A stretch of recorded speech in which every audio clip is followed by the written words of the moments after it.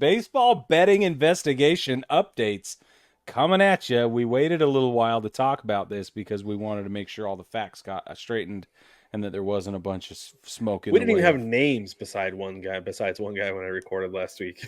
Right. So, but here we go. We've got more information. So, first things first, let's make it very clear. As of right now, Shohei Ohtani has been absolved of any wrongdoing. He is officially a victim of fraud. All the investigative efforts have sealed this as fraud. He's the victim. He did nothing wrong. MLB, federal investigation, nothing.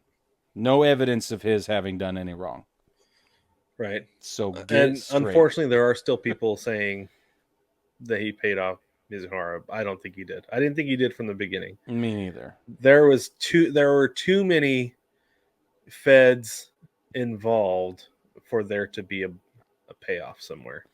Yeah, So yeah. And yeah, I just think until further notice, which might not be for 20 years, I'm putting this to bed. This is what we mhm. thought was going on. So here we are. Yep. Okay. Now, let's get to the other meat of the situation. David Fletcher is still under investigation. We don't have a ton of information about that yet, but it is forthcoming, and we will keep you updated. There has been one lifetime ban. I don't know how to pronounce his name. Marcano. Tucupita Marcano. Tucupita Marcano, who was on the injured list for the Padres. He did bet on Pirates games when he was with the team, with the Pirates, but he was on the injured list and receiving treatment with the big club. The problem is he was a degenerate gambler. Is that okay to say degenerate? I don't know if I don't know that he was a degenerate gambler. Like that's a Mizuhara pretty was a tough degenerate term. gambler. Yeah. I would Yeah, say that's that Marcano is just a bad gambler. bad gambler, just real bad luck or whatever. So, uh, he only won 4.3% of his bets ever. Oh, and Um, he placed like 20 or 30 some odd bets on the Pirates when he was with the yeah, team. So you'd think yeah, he'd be like, yeah, I know what's going on. I know they're not going to win today because so and so's pitching, so and so's got a little bit of a limp, and that's the problem, right? Like that's that's why you why can't do it. you It's like can't do insider trading, but insider betting. But apparently, if you don't know how to use that information, it. it doesn't help you any. Well, and not only And so that, but then you you get a ban from baseball for the rest of your exactly life. you lose a bunch of money because he bet a bunch of money, Yeah. and then you're banned from baseball for life, and you can never make that money back. So And all of think about you, this. Think about go this though, ahead. Brig. I've known of several minor leaguers who have gone on to have careers after baseball where they coach baseball, right? And it's not just like coaching like little league. They have No. training facilities where they set up. They teach kids how to pitch, how to hit, how to Yeah. field, right? Just how to play baseball. They become baseball teachers. I don't think Marcano can even become a baseball teacher because he has the black ball and the stink of being banned from baseball for life for gambling. So like he's got to go find a whole other career. He's got to go find something to figure out something else that he can do that doesn't involve baseball. I feel Yeah. like that's like to me that's a significant problem for somebody as young as him who did not make generational money to set himself up for the rest of his life or even Yeah. for like 15, 20 years. Yeah. So that's one of the bigger things. I was like, man, this dude's like big time screwed after this whole thing. So Uh, yeah. Blind Pew gave him the black spot, basically. That's what I was thinking. You said he's got a black spot or a black blind ball pew, or whatever. It's a blind blind pew. pew. Baseball family, if you caught that reference, jump it in the thing. Tell us. All right, there have also been multiple 1 year suspensions related to gambling. The A's, Michael Kelly, San Diego's J.J. Groom, Sorry, that's just Arizona's. Jay. That's just Jay Groom. It's J.J. Is it? It's JJ now. Yeah, it's J.J. Groom. And we'll bring it up in a year. Maybe he's changed his name by then. Arizona's Andrew Saalfrank and Phillies Jose Rodriguez. They've all received 1 year bans because they bet on baseball while they were in the minors, but they all wagered less than $1,000. Brad, what's your opinion on this? This 1 year versus lifetime ban ruling?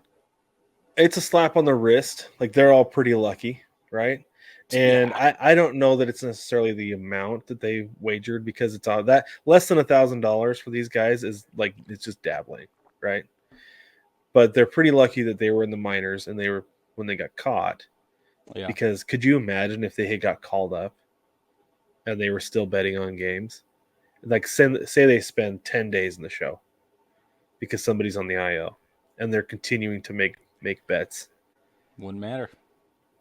Yeah, they'd be done. They'd be done forever. So these Be guys are over. pretty lucky to just get a 1 year. And you know what? If I'm the A's, Padres, Diamondbacks, and Phillies, or anybody else, whoever else's system they end up in, come spring training, you know what I'm doing?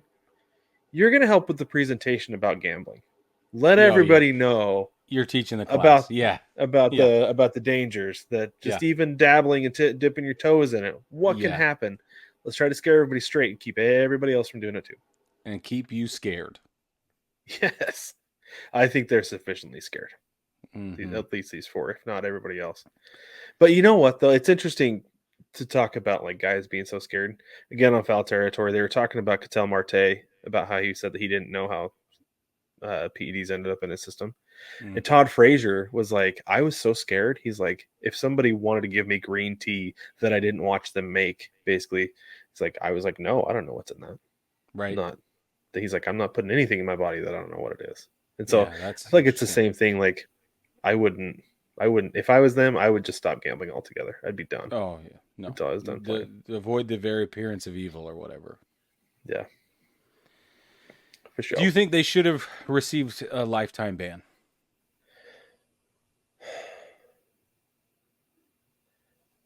I mean, it would have made sense if they did.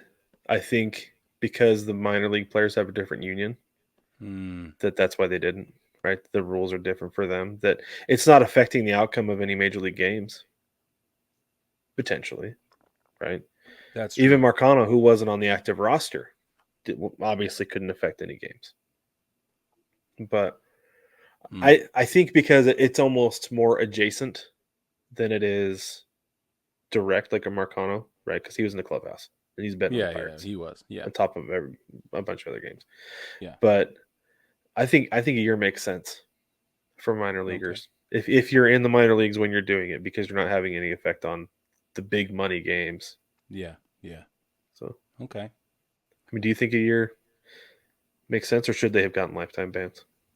I like a year for this situation. Had the gambling been a higher dollar amount, which is why I think they specified it, maybe we could have gone a different direction. But I think, I think. But then the issue I have now is how short a leash, and how do you keep that leash short? How do you monitor? And so I read the article when it came out, and they said that the gambling apps let Major League Baseball know in March. They started investigating, started tracking things, and keeping an eye on these guys to see what was going on, and then they continued to catch them. So here's the thing, though: if you want to get away with it, you're going to get away with it. You'll find a way, right? And eventually, it'll come back to get you. Pete Rose got away with it for how many years? 100 before anybody found out. Yeah. Yep. So anyway, I'm just saying, like, be careful, guys. And if you're a kid and you're listening at home, don't bet on baseball, no matter what. You play with fire, you're going to get burned.